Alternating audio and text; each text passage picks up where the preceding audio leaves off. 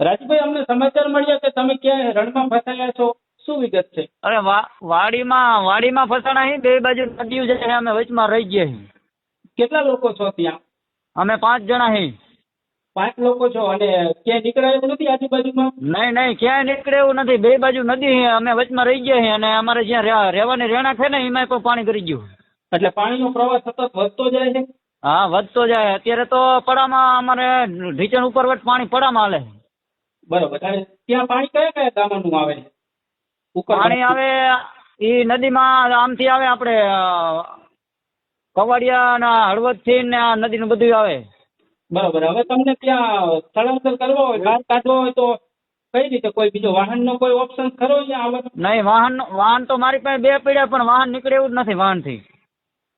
તો મારી પાસે હાલમાં 2 ટ્રેક્ટર અહીંયા વાડીએ પડ્યા છે. હા, હેલિકોપ્ટરની જરૂર પડે ખાસ. હા, તો એ હોય તો નીકળી શકે ને, કે કોઈ શક્ય જ નથી. NDRF ની SDRF ની ટીમ આવે તો ત્યાં હોડી પહોંચે એવું ખરું? નહીં, એનાથી કઈ થાય જ નહીં ને સાહેબ. આમાં કેવી રીતે આવીએ કે એવડે લોકો? બરાબર. કઈ વાંધો નહીં, ચોક્કસ અમે તાત્કાલિક જ અત્યારે તંત્રનું ધ્યાન દોરીશું, મામલતદારનું, કલેક્ટરનું, અને આપ ત્યાં સાવચેત રહેજો ને ઉપચાણવાળા વિસ્તારમાં રહેજો. અમે તાત્કાલિક અત્યારે આ તમારી જે માહિતી છે તે પહોંચાડી છે તંત્ર દ્વારા. આપ સલામત રહેજો, તમારા સંપર્ક કરતા રહેજો. ઓકે.